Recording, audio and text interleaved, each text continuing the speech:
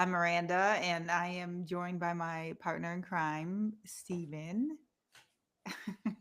That one with the two thumbs. That's me, buddy. That's Stephen. And we're excited to be here with you on this. It's snowy for me. I'm in Western New York, close to Lake Ontario, so we've gotten tons of snow. Stephen, have you gotten snow in New York City? We had a light dusting of it today, but not much. It's just really been cold and windy. Cold and windy. Okay, so nothing is Hmm. stuck. It's been like winter wonderland here. It's amazing. Oh, It's wow. amazing. I love it. Um, all right. So what are we here? What are we talking about today? So, everyone, What's welcome to the happening Nap tonight? Kickback. And Miranda and I are talking about family archives, what Yes. they are, how to take care of them, some advice on some good practices to remind you that one, you've already started your family history, taking care of it because you have it. You have some idea where it might be in different places, but also we have some thoughts for you and we love for you to join us in this conversation. Yeah, so if you are here, definitely say hello in the chat and Please so do. that we know. This is a discussion for all of us to kind of think through what we're doing Hmm. with our archives and Hmm. answer each other's questions and put things out there if we have questions. So this is really just a platform for us all to be in conversation. So, Hmm. definitely if you want to, get involved and engage in the conversation, put it in the chat and we'll definitely see it and we'll talk back. So, so we have already got, hey, Dwayne, we see Hey, Dwayne, how's Dwayne it is going? he's here with us today, or they're here with us today. So that's Hmm. wonderful. So Stephen, so this idea of a family archive, you said that people are already saving, or Yeah. they've already created it. So what does that mean? Because I'm sure a lot Hmm. of people would be thinking to themselves that they don't have a family archive. So maybe they're here because they'll come to see this in the future because they want Hmm. to build a family archive and they want to know where to start. But you're Hmm. saying they've already started. So I want to hear Yes. your thoughts on that. Okay. It's really a basic idea, and that is that in my experience working with folks, when it comes to identifying their archives or just beginning a conversation about it, what people typically say is, "Oh yeah, we have a box of photographs in the closet," or "We have these family albums that are under the on the coffee table. And also, we keep a lot of our legal documents, the deed to the house, the wills and stuff. Like they know where things are. And that's a part of beginning the process, right? So it's a collection of materials in different places. And so that's a start. One is just recognizing that these things are important to you and that you have them, and that you might want to build on that with oral histories, talking with the elders in your family or your mom and dad, or even your sisters and brothers of a certain age to get their stories, to sharing their stories about how they experience life and whatnot. So yes, people have already started their archives in a very sort of, I have a sense of, or I know where things are. That's what I mean. Okay. All right. I hear that. Hmm. I hear that. Because I kind of approach it, I think about it a little bit differently. And I do think Hmm. Hmm. one of the things, and I think this is something that we talk about a lot about with archives, that because they're oftentimes hidden even from us. Hmm. And Hmm. as you were talking, like you're saying, like people have these things in their house and they might not even know where they are, but they know that they should know where they are and try to think about like how to organize them so they are accessible. Because some of the things you were talking about, really should be um, in a safe place, right? Right. Hmm. So I always think about it. I think about like when somebody's thinking in terms of building something new Hmm.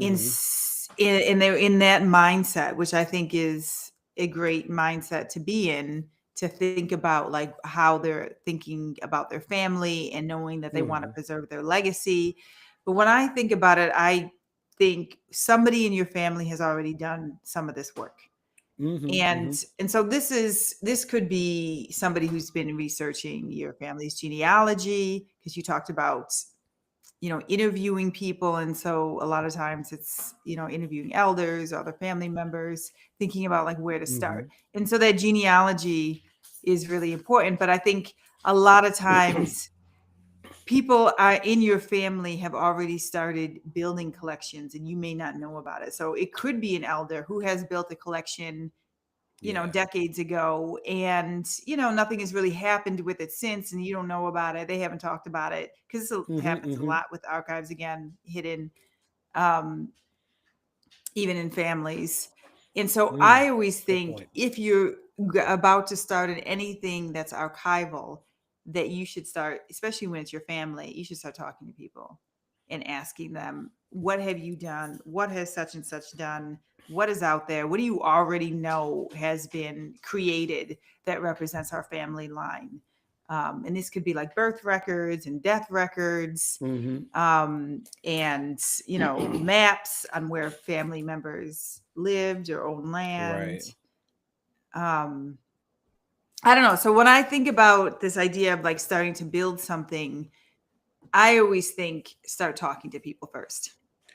That's a really good thing. It's communication. It's really sort of, I love that because that feels, the other part of that for me is mapping out, right? It's mapping out Yeah. what's already been done, what needs to be done, where do we want to go with this? So I love, and I've noticed that in my experience, there's generally been one or two people in a family that's endeavors to do the work or has been doing that work. But again, like you said, sometimes it's not well known. They're not really talking about it. Um, Sometimes I find out about things like this at funerals because then people are talking about, oh yeah, I have a bunch of pictures of him when he was in World War II somewhere in my attic, and I'm like, oh, okay, okay, Right. but yeah, some people are actually doing the work. They're doing the genealogical work using ancestry.com and other tools to identify people and the kinds of information about a person. So yeah, I like that. I do. My question for you, Miranda, Hmm. is thinking about the kinds of things people you might want to recommend to people, things that they should keep, things that would help to tell the family story, to help to tell their story, their parents' story, their siblings, aunts and uncles. What kinds of resources do you think helped best tell those kinds of stories? So, yeah, I mean, so some of this is also to go back to talking to your family members, because I think it's kind of, I think you yourself, because it is your family, and I guess it depends on like how you're defining what your family is and who they Hmm. are. And I think that it's about creating a narrative, right? And so Right. to be Hmm. able to help you define what that narrative is, it's kind of talking to your family to see also what would be important for them, Hmm. in thinking about like what a family archive might look like. Because I'm assuming that, and this is not always the case, and so people can, if you're out there and you're thinking about this, you could put it into the chat on how you feel about this. But I'm assuming that you're creating this not only for you but for your family. But for some people, it Right. might just be an individual choice. So I guess the answer would Hmm. be different depending on if you're creating something for yourself Okay. to document your family story, your family's history, or if you're documenting it for others. Because I think if you are Hmm. documenting it so that you're passing it, you may not be giving it to people right now, but you might be passing it on to somebody, your kids or Hmm. Hmm. grandkids, other people in the family who's engaged in family research. Because I always find Hmm. there's like one family historian in our family that's doing a Okay. lot of this work that people go to when they need things, pictures for graduations, or Yep. like, Hmm. right, and or something happens, Hmm. like you said, funerals or births. And that family member always seems to have all the materials that speak to whatever Hmm. that occasion is. um Hmm. So I think of it as, when you start to think about what you want to save, to think about like who you're saving it for. If it's Okay. just you, then that would be really telling on what narrative you're trying to create. What story, as you always say, Stephen, what story are you trying to build? Hmm. And that'll be really helpful in thinking about what you want to keep. because it is a lot of work to keep a lot of materials, and it's a lot of work to go about finding materials, or even taking oral histories, all of that. um, it's wonderful, but it's something to decide on, like what is the priority for you. And Mhm. so I think that decision will be somewhat personal, Okay. on what to keep. But there are certain things that I would say, I would keep. I can talk about like what Okay. I keep in my family archive that might be helpful, to folks.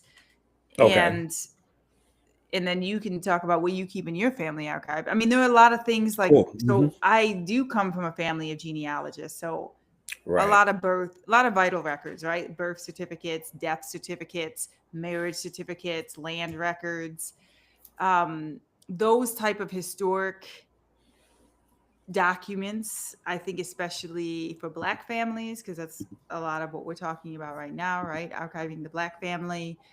I Mhm. think those materials are super, super important, um, Agreed. especially when you're trying to piece your family together. And a lot of family, our family changes depending on where we move to, and how and why we move.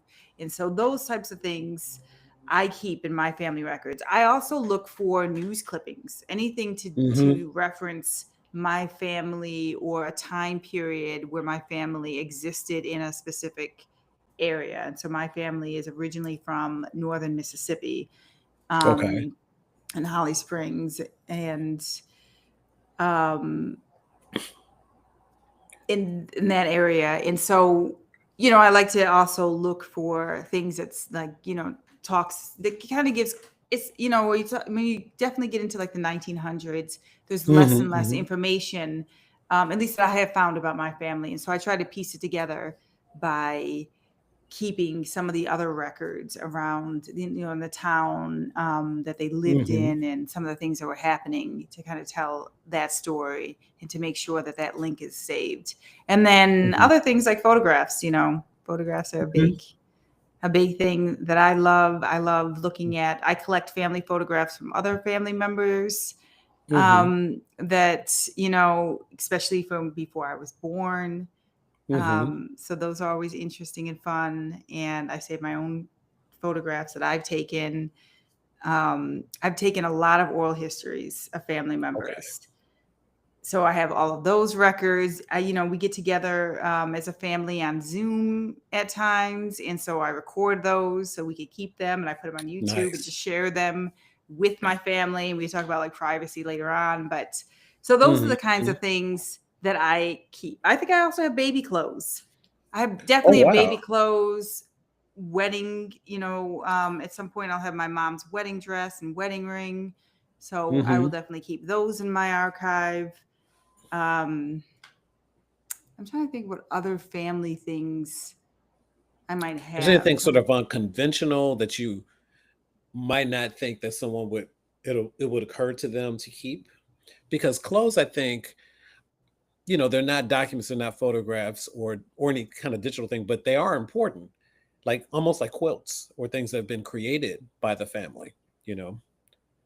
You spoke once about a what was it? A cast iron skillet, right? That you wanted. Right. So I have Yes. my grandfather's shotgun.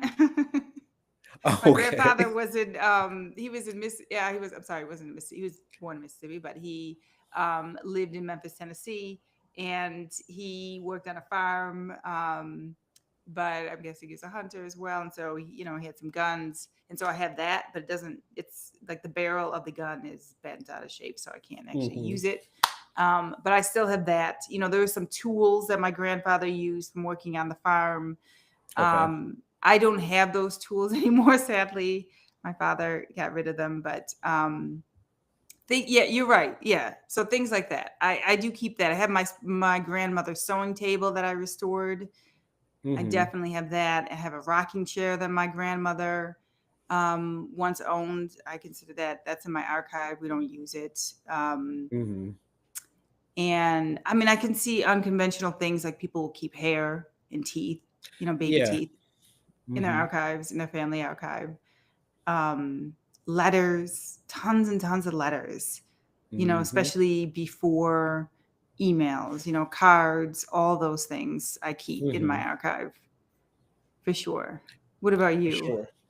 So I have this wonderful thing. Oh, you got a This camera. this amazing, wonderful camera. Yeah, it's pretty old, and my sister gave it to Oh. me on the occasion of my father's passing. She has been thinking about things that she thinks I have an interest in. So I've been collecting. She's been sending me identification cards, driver's license for my dad, and other things related to his life. And I'm like, absolutely, I'm that guy. Please do send it. Something I've done that I haven't done in a couple years now. I used to, on the occasion of a deceased family member's birthday, I would create a brief biography of them and then share Hmm. it with the family along with references to um, a birth certificate or a graduation diploma or something and say, this is how I built this. But this isn't the final word on that person because you knew him, her, them as well. So please share feel free to add, feel free to say, yeah, I need to add Hmm. something. So I've been trying to do that a little. I have, like I said, I've been done it for a couple of years now, but I'm going to start it up this December with my sister Cynthia, who was born on December 1st, my mom who was born on December 28th, and my brother who was born on December 25th.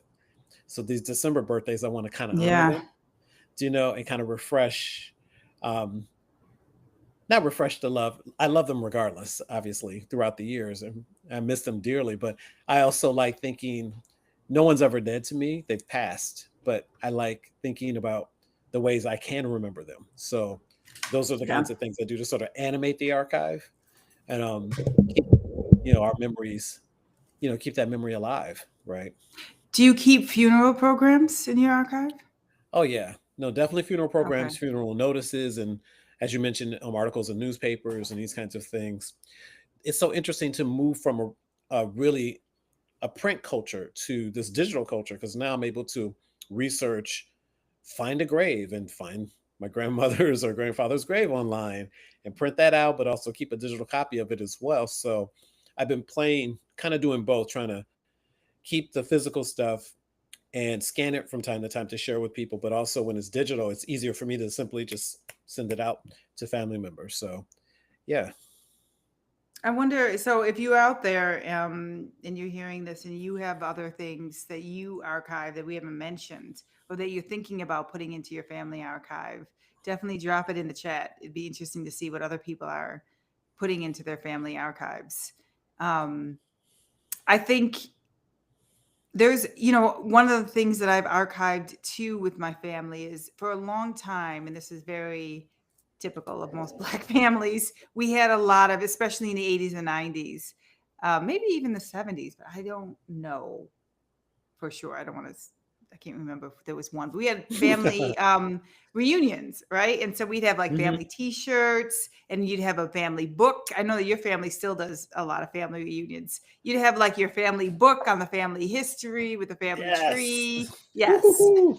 Yes. So those things I definitely have in my archive. The T-shirts. I have the Yeah. videos. We would videotape our family reunions. So I Oh have yeah. those that we Hmm. had. So we can talk about this too about like digitizing things, but of course they're on Right. VHS tapes. And Of I course. don't have a VHS tape player. I don't know about you, Stephen, but you know, um, So we or have a cassette comment tapes. Oh, we do. from Oh, Dwayne Mann, who I have it listed, yes. Dwayne, diplomas, yearbooks, class photos. And so I'm not sure if you know this, Dwayne, if you've accessed ancestry.com, they've begun to scan a lot of yearbooks. I found photographs of my mom, my aunt, my siblings. It's really awesome. Thank you for bringing that up. It's on my list, but I didn't mention it for some reason. But yeah, those are great things to Yeah, keep. the diplomas too. My uncle recently passed, and when we were cleaning out his house, he had, like all of the awards too that he had won over the years, Right, things like awards. that, Hmm. that we've added and digitized them and added them to the archives, the family archive. And it was just so, I didn't even know those things about my uncle. Like I knew my Hmm. uncle was an engineer. I knew he did certain things, but I didn't know some of the accolades. And so Okay. having that and finding those things was um, really wonderful. It was really beautiful. Hmm. I didn't even think about it, but yes. So things like that, um, those are really important to keep. And yes, yeah, I have my yearbooks, but I don't have yearbooks from any other family members. I should probably reach out and get some of their yearbooks. Mm. I That's probably actually a will. good idea. But you can also, I bought mine, I forget mine from either yearbook.com or something. I was able to locate my yearbook, my graduating yearbook, because that's the only one I wanted. But I also had other yearbooks from grade school in my collection related to, from me.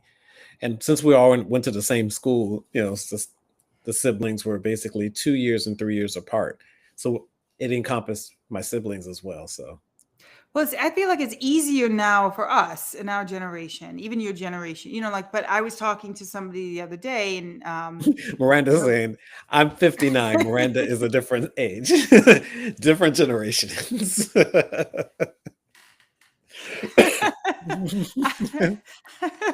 I Just so wasn't you know, calling you out, old man, but I'm so good. Oh, I'm 59 and strong. but I was talking to somebody who just turned 100.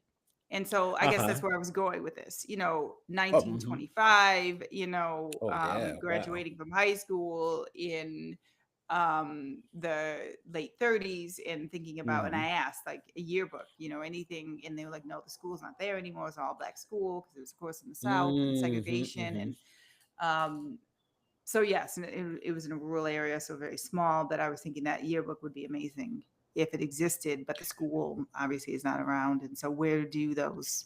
Obviously, you could look. So there are places you could look for things like that, like the historical societies that are in that Yes. area, or the Hmm. local history departments that are in that area. They might have some of those materials. The local You could also put libraries. the local Hmm. library, right? You can always put a call out to people in that area and see if any of their ancestors or their family members still have any of those materials, because obviously a yearbook has um, obviously multiple families represented, or ancestry, right? What Stephen was saying, they're Hmm. digitizing a lot of things. um, but digitalization is, I guess, for me, I think of it when I do family, when I build, as I'm building my family archive and I'm building my family website so that this archive is being shared, because for Hmm. me it is for my family. Right. Digitalization is really important for a lot of these things. Like I said, we transferred many VHS tapes and audio tapes, even reel to reel film, Okay. to digital so that we could share it. And so, there are low cost ways of doing some of that stuff, as well as like scanning photographs. And there are Oh, great. obviously higher, especially archival quality, um, Hmm. ways in which to scan things. And I think it really depends on what your resources are, what your needs are, what your wants are. Hmm. My mother scans everything with her phone, all the pictures, and I keep telling her they're not Oh, going to okay. be the best resolution. And she's like, it's fast, it's easy, and now you have it. And that is a legitimate Yeah, I argument. mean, it is. And also, a lot of people will have it. So even though they might degrade a little quicker, she's documenting. She's a genealogist. She is interested in the information. So I see her rationale. I do. Yeah. Right, right. And so, but for me, I typically, the way that I do it, I'll have like a high res flatbed scanner. And when I Hmm. scan my materials, I'm doing it the long and tedious way where I'm putting in the metadata at the same time. It's Right. typically I'll save like a TIFF and a JPEG.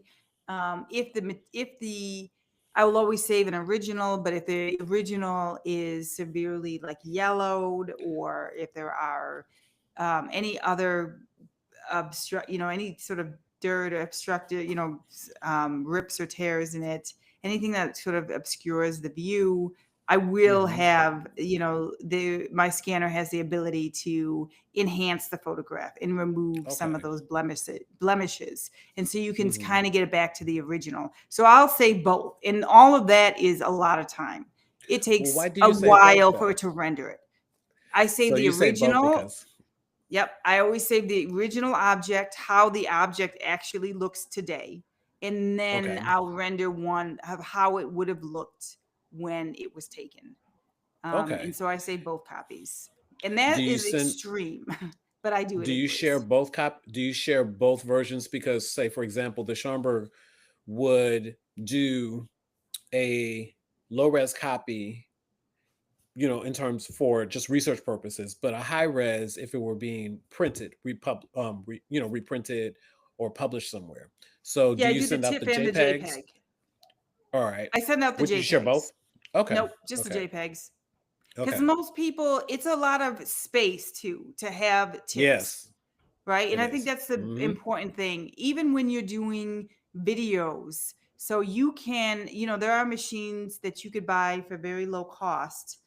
Um, and they can, you could put in a videotape as long as the videotape doesn't have mold or some sort of water damage, or is not broken, the tape. Mhm. You could put it in there and you could create, like, a pretty low res but a Okay. quality video from that, like a Mhm. DVD. You can, have it go straight to DVD or a digital format, right? And so you could do that, and it's relatively cheap and it's much Okay. faster. Um, uh, so you can also send it to somebody who can do it for you and make archival copies. And if they Right. do that, they sometimes, and if it's film too, they'll do it frame by frame. Mhm. It's the best form if you're thinking about archival quality. But a lot of institutions will do that because they have the resources to A, to pay for it because it is expensive, Mhm. and B, to house it.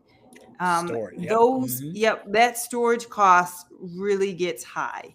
And so that's something too. If you're doing this for your family and your family's like, let's pool our resources, we want to do this because we do want high quality, so that in the future, Mhm. generations and generations, 100 years from now, that quality will probably still be, pretty intact, right? And so, Mhm. or if you're thinking about, like, a lot of times when you do scan, when my mother scans photographs, it's fine to share it like on your phone or, like Instagram, something like that, something small. But if you were to blow it up to put it on something, Right. Right. whether it's a poster, or maybe it's a picture of your grandmother, you want to get it into a nice, like, 8 by 7 or 11, I don't know, Mhm. photograph, then that's when you'll start to see that the photograph is more pixelated. And so Mhm. sometimes it Mhm. could be, like a lot of these pictures, because of the content and the context, like, it's so interesting to see different people in this photograph who I never thought they were ever, together, they knew each Right. other. Keep that context, but the photo, you're probably not going to blow it up. Then take it with your picture. But if it's that one rare photograph of your grandmother, think about scanning Yeah. it at high res. And so making those decisions too. So it doesn't have to be binary, right? It doesn't have to be all or nothing. Like everything at low res, everything at high. Um, you can decide on what it is that you want to prioritize in terms of Mhm. time and money. These are the big factors in Time, money, creating and purpose. archives. Time, money, and purpose. So, Tanya says, what if your extended family is not comfortable sharing family photos? How should you get them? Oh, sorry. Uh, How should you get them thinking about archiving for the first time?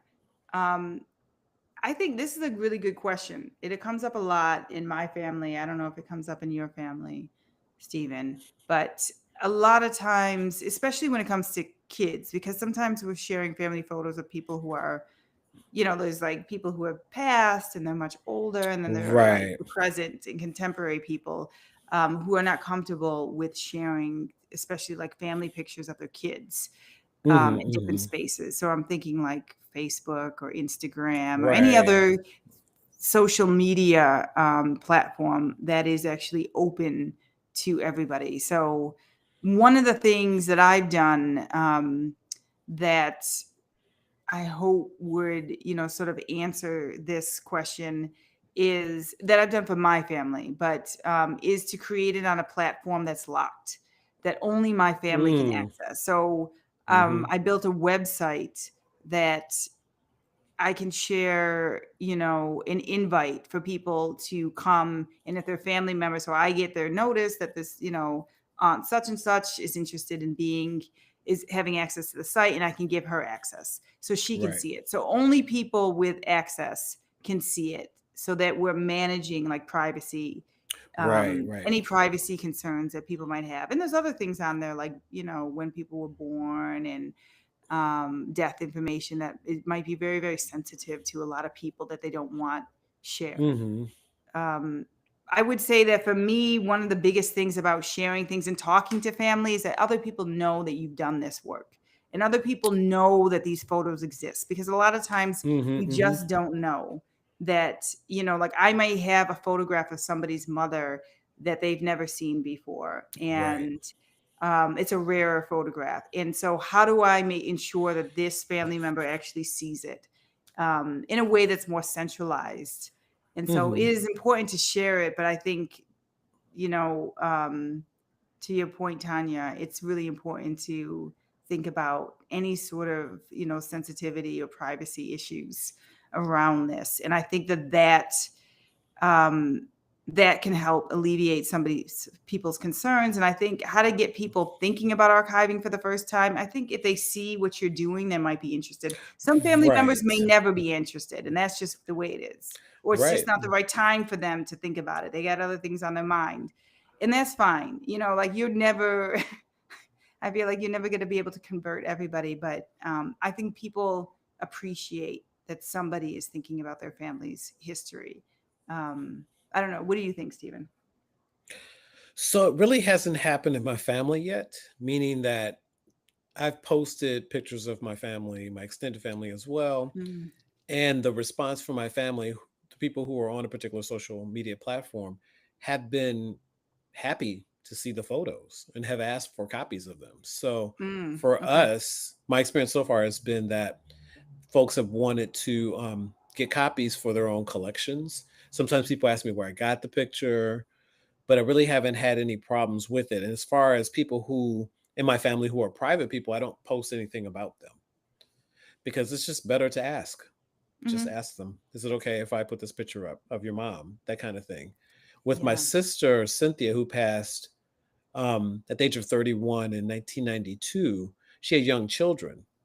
And so sharing images that I have in the family archive, I call it the family archive, with them has been, they love seeing their mom, Yeah. and learning about their mom and hearing stories about her, because they were young. But again, I will take things down. I try to ask first, but if I have to take something down, absolutely, no problem, because everything doesn't belong to everybody. And since Right. we live in a culture of extraction, I don't want their images to be used in that way, you Right. know. And speaking of which, when it comes to social media, I want to also say that for those of you who are heavy social media users or even light social media users, you can archive your social media page. You can do that with Instagram, Facebook. I'm not sure if it can happen with LinkedIn, but who cares about LinkedIn? No joke. Just talking about LinkedIn. But I think that and I think X does. I haven't been on X since Elon Musk took it over. So I don't know. But when I was on there, you could download your Twitter account as well. For a while, the Library of Congress was collecting tweets and archiving them, but it grew to such it, Yeah. they had no space. I'm not sure exactly when they stopped, but yeah, that was the thing that the Library of Congress was doing at one point, which was I thought was really important.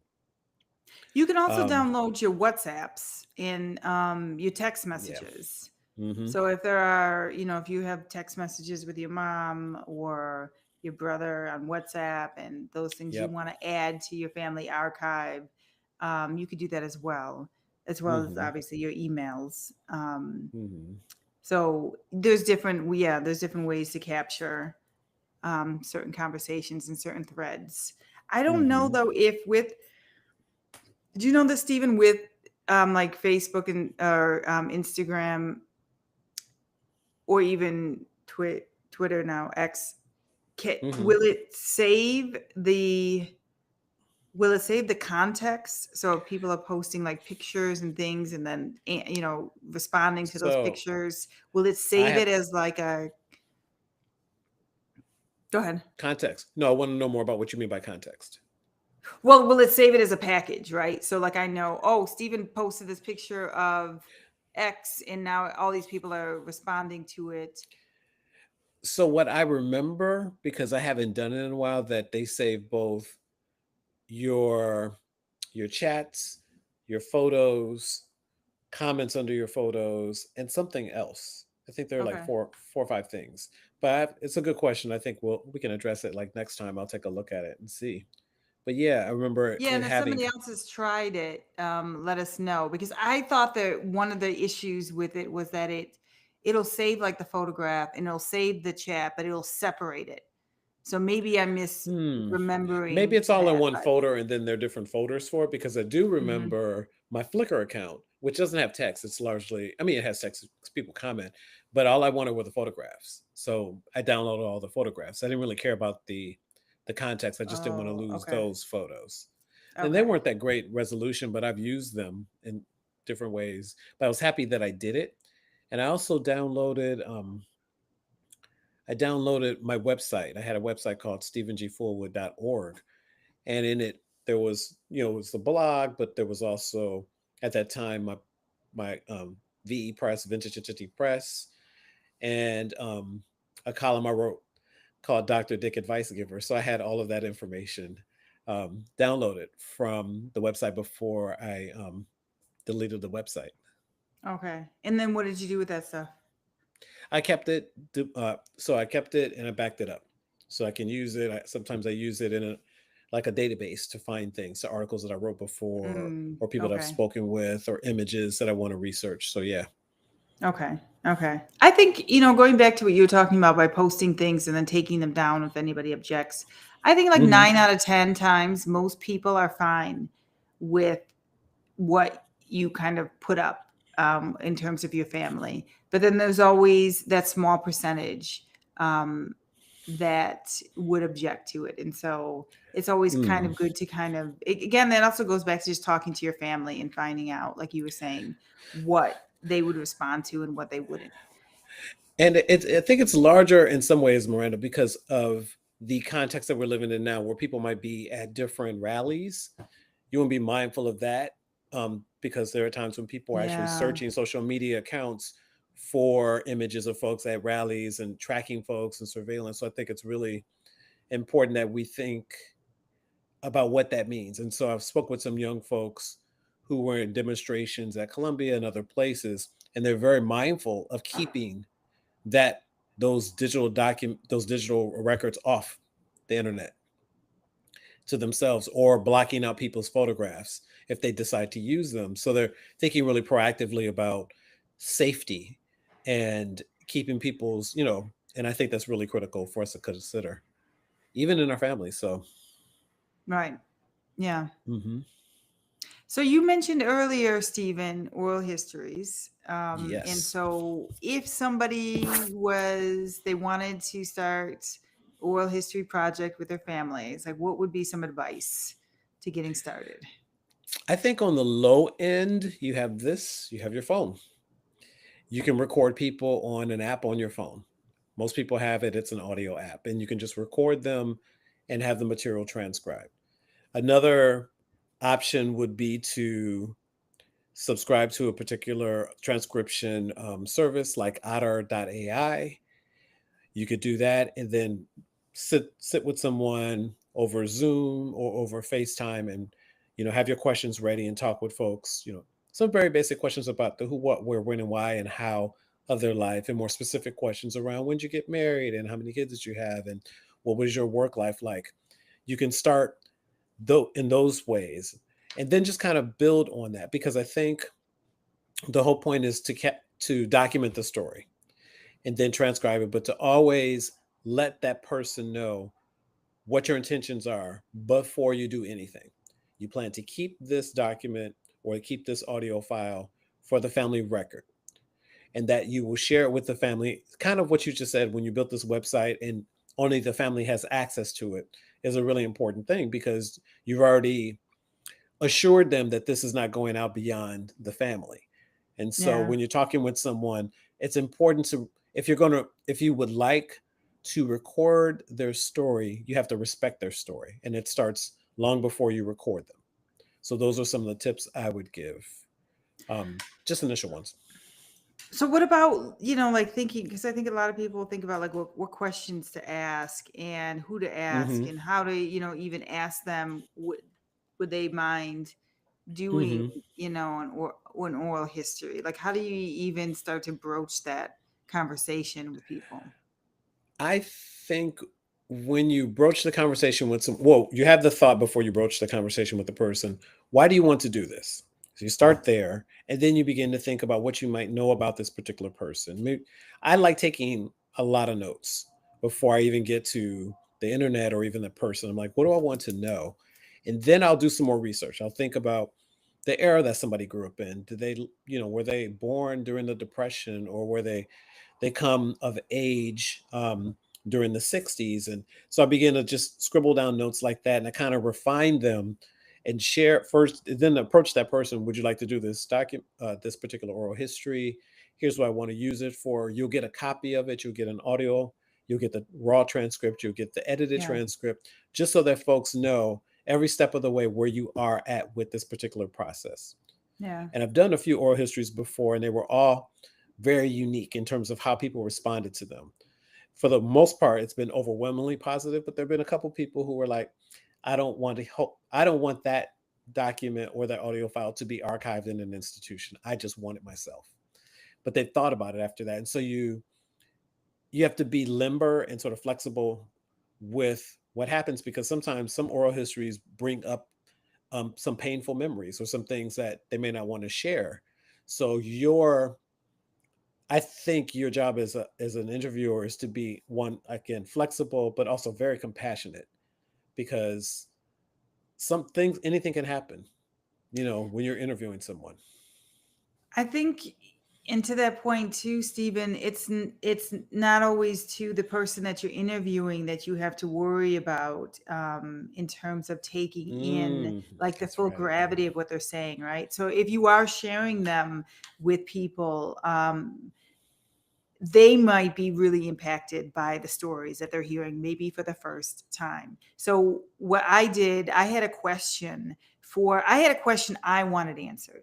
So Right. my father's parents died they passed away when I was really, really young. And I didn't Hmm. know, I have memories of my grandmother, but she was very ill by the time, I was really young and then passed away. And so I wanted to know more about her and Right. why she made some of the decisions that she made. Right. And I can talk about that Hmm. later in another episode. But, um, and I really wanted to understand her, and she had 10 kids. And so Mm. I went and I talked to them, yes, about their growing up and yes, about their story. But and of course they knew why I was interviewing them or taking an oral Hmm. history, but I wanted to know from each one of them so I could piece a fuller picture of my grandmother, Mm. Hmm. specific questions. And sometimes I'd ask them the same question so that I could really Right. understand, because everybody has their own memories and they see things Right. differently. And they're all different ages. So, right. So they also Uh-huh. know her from a different perspective in time. Right. And Yeah. so I asked them all these things. And then when I've gone back, and this was maybe 15 years ago, maybe even 20 years ago now that I've taken these. And I've, now since then, some of those family members have passed, right? And so they Right. all have children. And so at times I think, oh, I should share this oral history with them so they could hear their father's or their mother's Mm. voice. So, or their grandkids, at this point, right?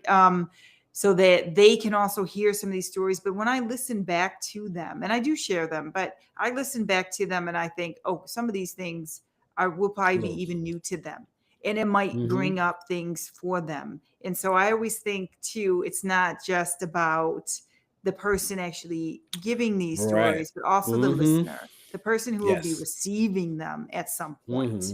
Hmm. And right. And so we all have our relationships to different family members. and those relationships can be complicated at times. And so Mhm. it's good to also keep that in mind. And I think it also goes back to this idea of sharing and thinking about Right. privacy and really thinking about it in an intentional way, so that Yeah. you really are creating a space of, togetherness and family and love, and but Mhm. recognizing that there's pain and discomfort. Mhm. And so again, it's like, who are you creating this for and how are you sharing it? All comes into Mhm. play of like in terms of like how you build your family archive. Oh, well. But I still go back to what you were saying, Stephen, that majority of people appreciate it, even if it's hard to hear.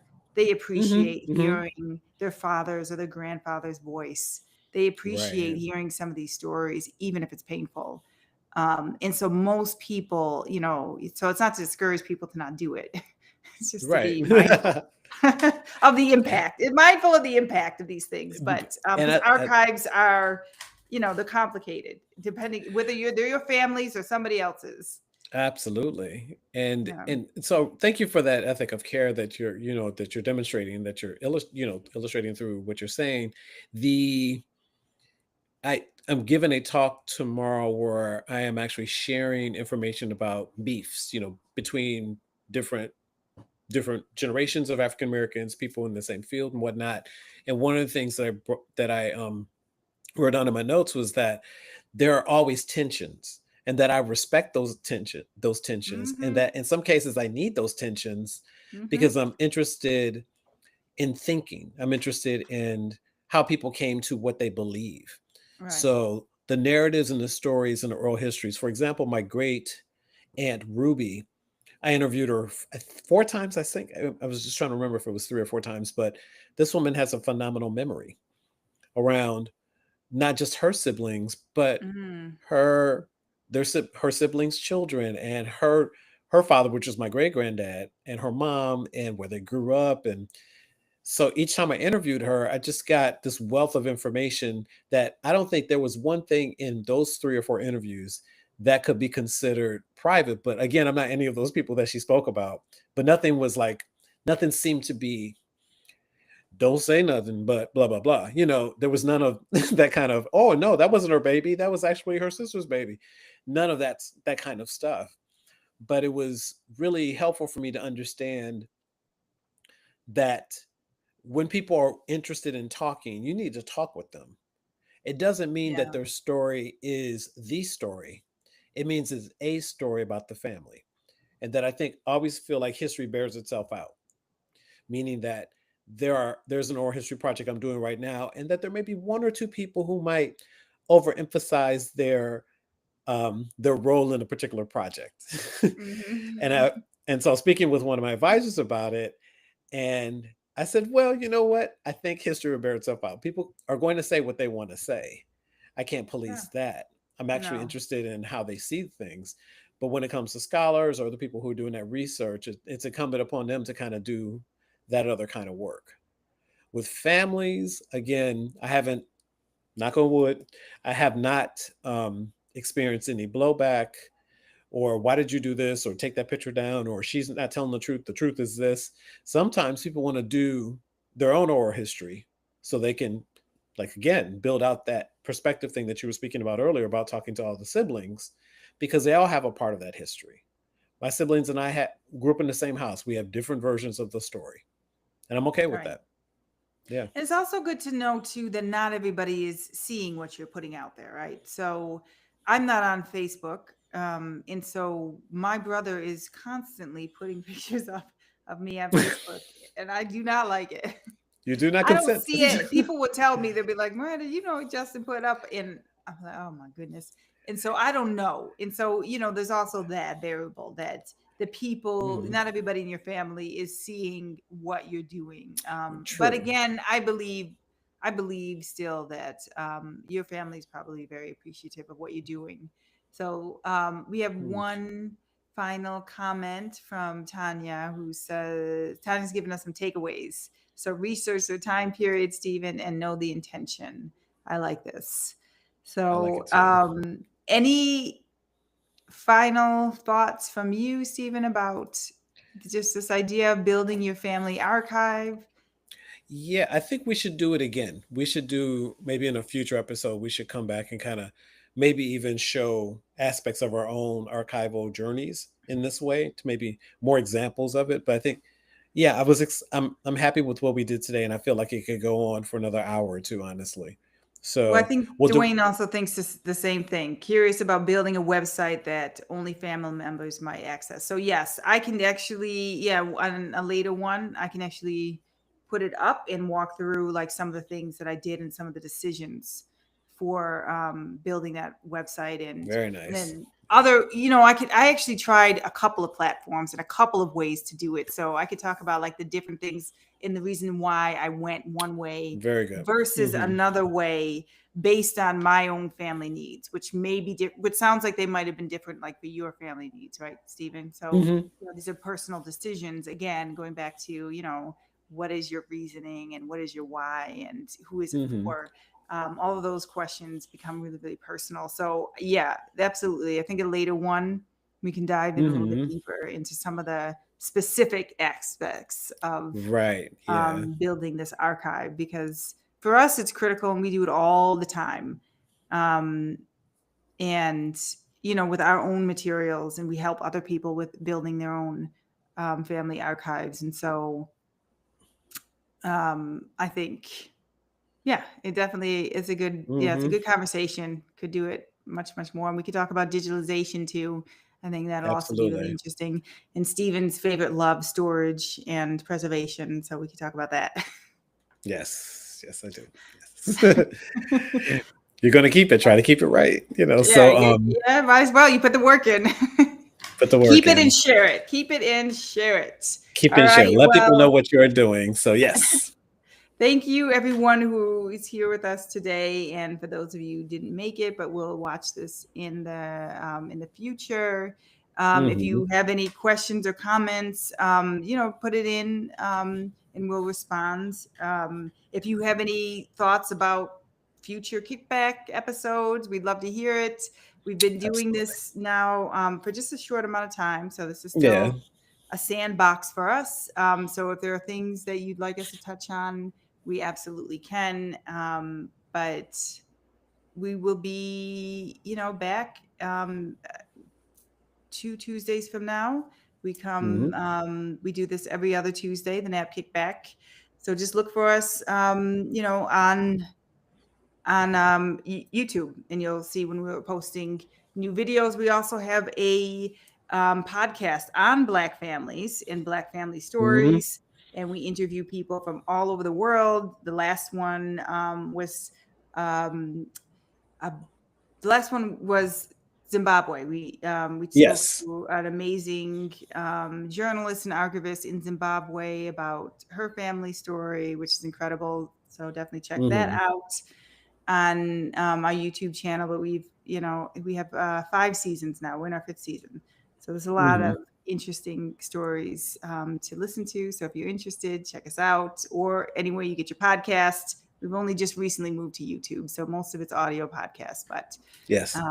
last season one's video podcast. So, anyways, anything else from you? If you like the video, definitely like it, for us. And if you want to more from our channel, definitely subscribe. Any final thoughts from you, Stephen? Just got. Thank you for coming today. We really appreciate it. And again, to repeat what Miranda said, make comments, questions. Um, we really engage people, and we want to do our work, and you're a part of that work. Yes, yes, this is Hmm. definitely for all of us. So, well, Hmm. have a good night, and we will